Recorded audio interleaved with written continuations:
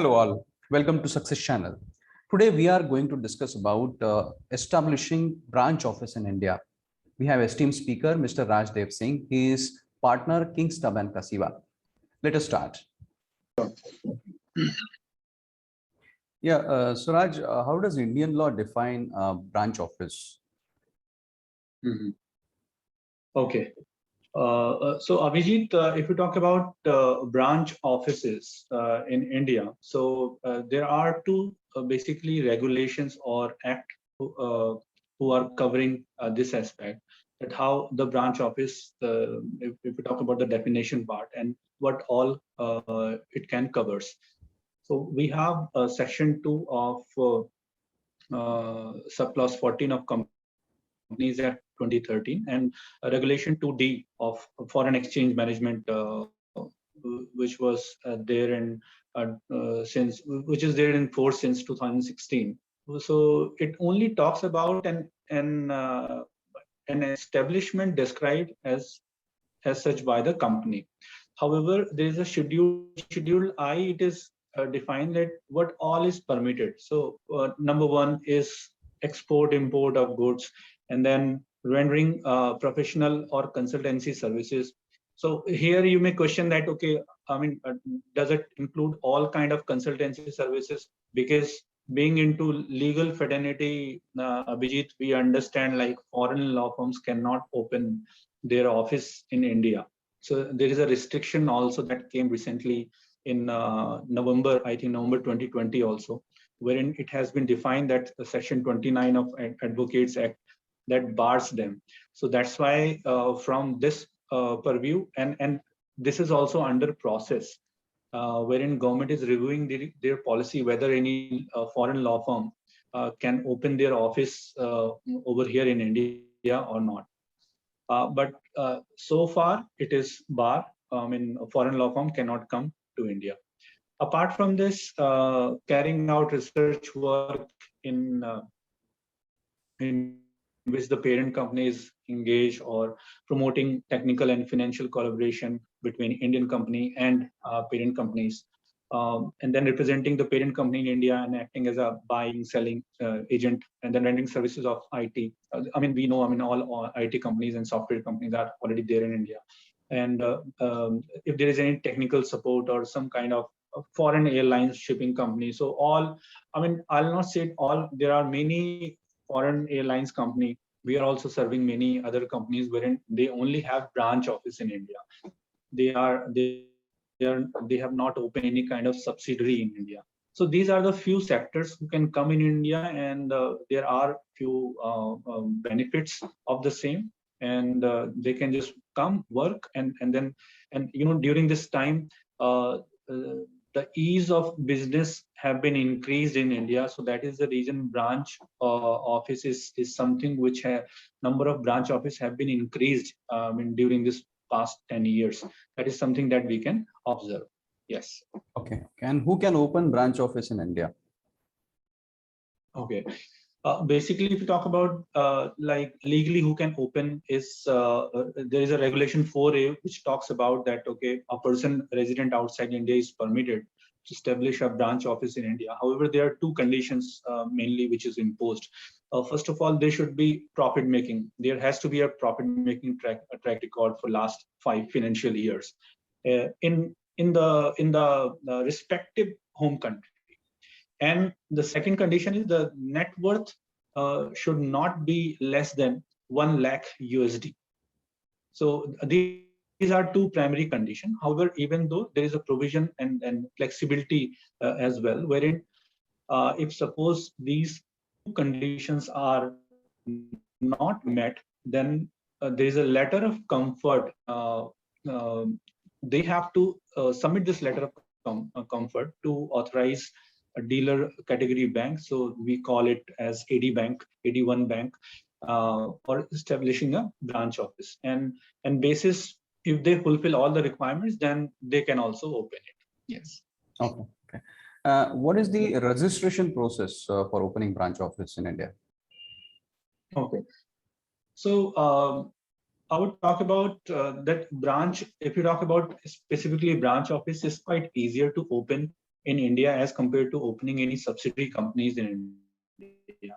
And there are not many, restriction, as we already talked about, like they have to be profit making and for 5 years, and like USD, more than USD $1 lakh, if suppose they are earning, then overall turnover. There are certain verification that one has to take care of the same. So these are two conditions. However, if you talk about like registration process, so there are, I would say, 4 steps that one has to follow. It is defined categorically. For example, one has to apply one application to AD category bank, and who can apply, and what can be written and all that. So this is already, they have to just fulfill the KYC norms, and then if the bank is satisfied, and then they will just grant the approval to establish a branch office. And however, the said bank may also formulate policy for the approval system in accordance with the FEMA direction and regulations that is going to be there. So they have their own set of norms that they are supposed to follow, so they will follow that. So first step is going to be application to the category 1 bank, and then after that, it can be any bank which is prescribed in the list, RBI, to get their unique identification number. As we know, if you talk about subsidiary company or any other company, so we talk about CIN number. So over here, the concept of UIN number is there. If you go to the MCA website, then if you search that, then you'll get unique identification number for such branch offices, so which is issued by the RBI bank. So if once it is approved from AD category 1 bank, then after it will come to them. Then so we have foreign exchange department of central office cell in RBI. Then it will go to them, and then post satisfaction, RBI is going to issue the UIN number. So once a UIN is received, the bank is going to issue an approval letter to the such applicant. And thereafter, once it is done, then after registration of branch office has to happen before the registrar of companies that we call ROC.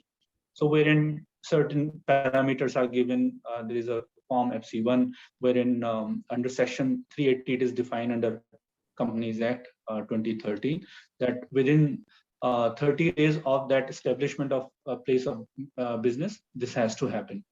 And thereafter, one has to obtain a PAN and open a bank account for the branch office. So this is how exactly, so these are basically 4 steps that that one has to follow. So that's quite simple, and it doesn't take much time also. Yeah. Under what circumstances this permissions from the AD category 1 bank and UIN from RBI is not required? Okay. So there was a circular, Abhijit, so and that is called the Master Circular, which was dated 16th March in 2016, and also it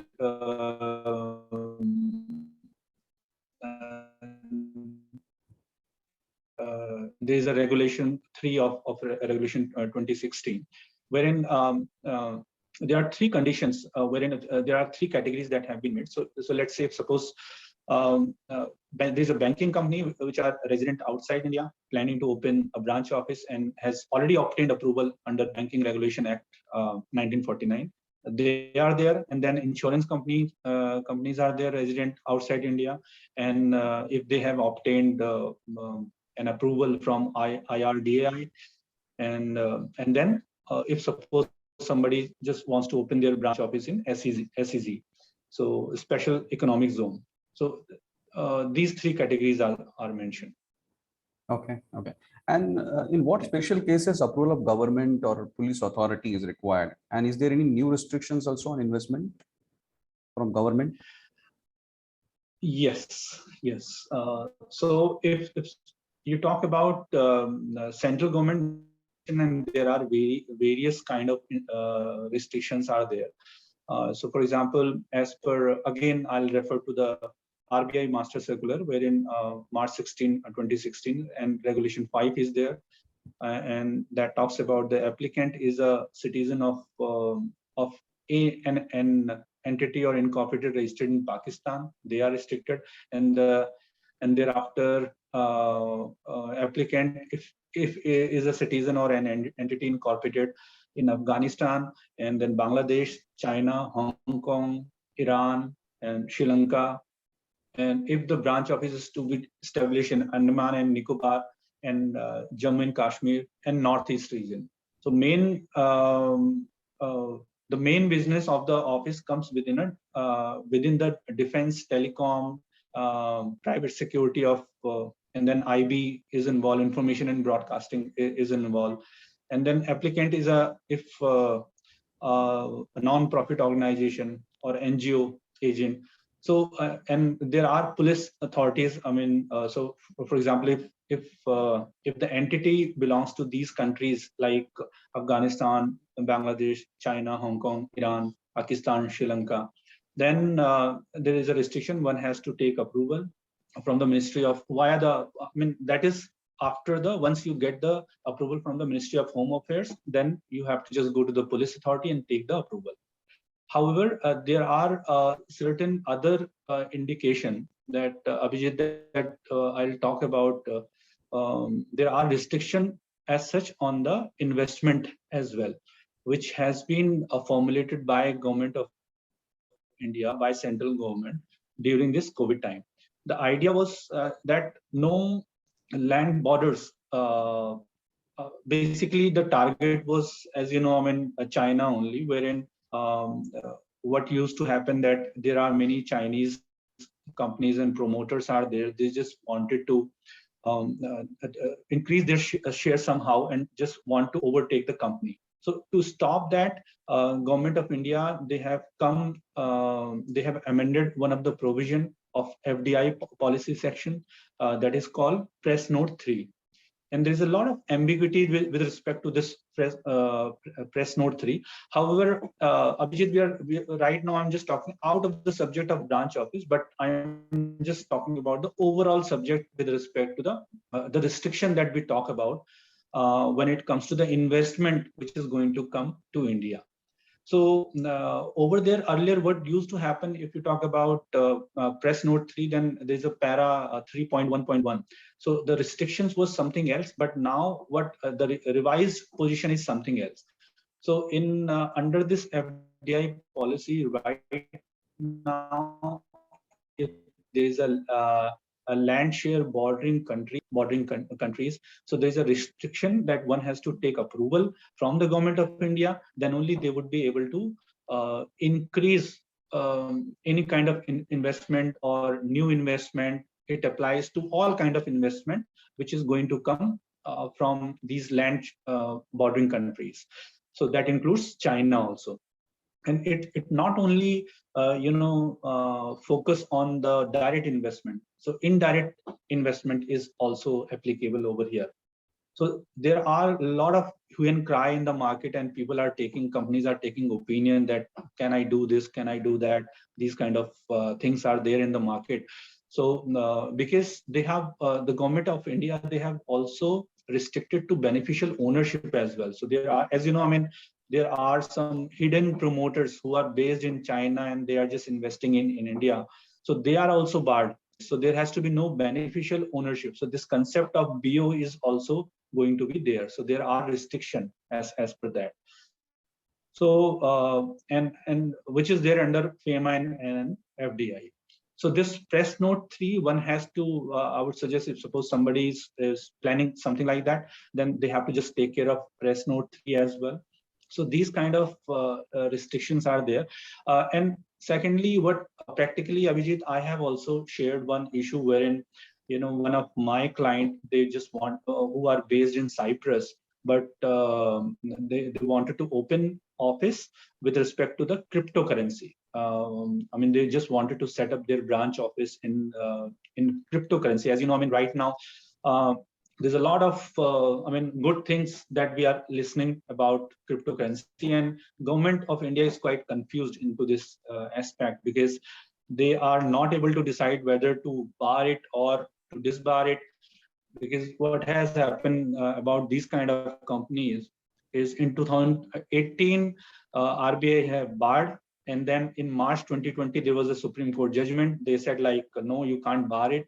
And then after again, the Modi government, they are just trying to formulate some plans, and drafts are there in place wherein they'll be barring it. But again, they are not able to take decision, and I think they are just waiting for the right time to knock it down, or maybe because there's a lot of exposure that that already has been taken by India, the country like us. So that is the reason I think government is right now confused that what has to happen. And so there was a bar, and in May 31st, 2021. So because RBI earlier have barred such companies or such transaction of cryptocurrency with respect to the cryptocurrency. Thereafter, what has happened? Supreme Court have debarred it. So they were confused whether to open it or not. However, if there is a Supreme Court law, then you should not be barring anyone. So practically speaking, I have also faced this problem. I went to AD category bank and said like, why you're not able to, why you're not giving us permission to open that? So they said, our position is not clear. But I can't give you assurance on that, Abhijit, but I have written letters, emails to many banks like Citibank, SCB, or why don't you? Why are you not able to clear this stand? So it's a matter of I think in the month of February 2021 I did that. But I think in resultant to the same, government and RBI have notified this fact of on 31st May, and they clarified that there is no restriction as such once the Supreme Court order is passed. So AD category one bank can work into this category till the time there is any further regulation.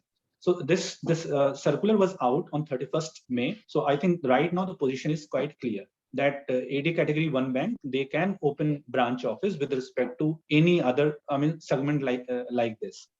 So this is the, I think, one of the relief that was given. So this is the only restriction that we can talk about, that one has to consider, that if you want to open a branch office in India. Yes. Okay. And what time period is required to establish the branch office?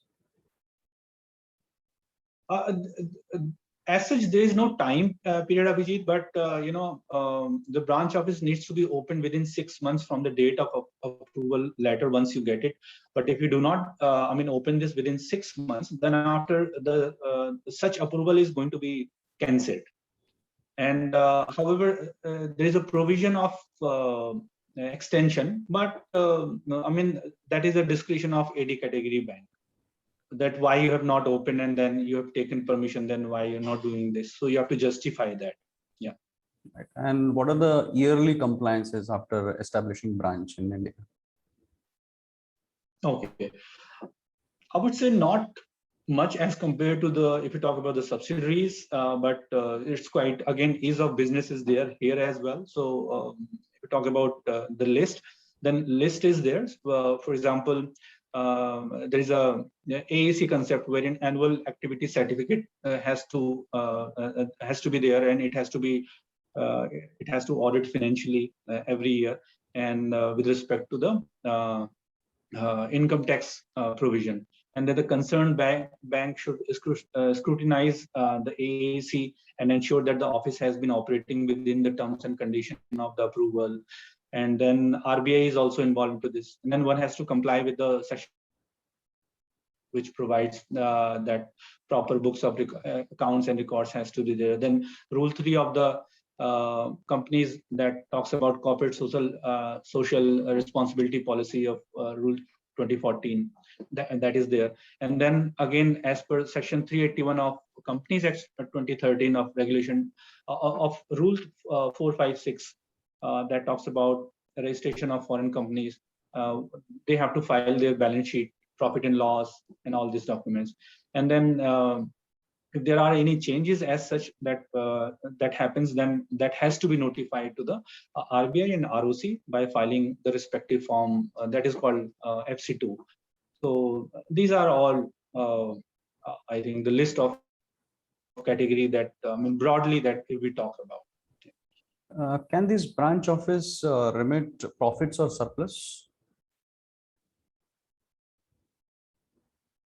Yes, yeah, absolutely. Yeah, I mean, I think that is the main purpose of opening a branch office. Also, that if suppose you're not able to remit profit, then I mean, why anyone is going to be coming in India and just doing business? So yes, the branch office can remit its profit outside India, subject to applicable Indian taxation laws and regulation. One has to satisfy, and that is up to the AD category 1 bank that is formed by them, and the certified copy of the profit and loss account and balance sheet for the year has to be submitted, and the certificate of which is certified by the chartered accountant. So these are quite nominal rules. Yeah. Erasho, it was a great discussion. Thanks for joining Success Channel and sharing Yeah. your knowledge. Thank you very much.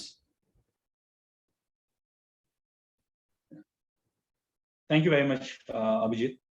Take care of yourself. Thank you. Take care. Bye. Thanks. Yeah. Bye-bye. Thanks.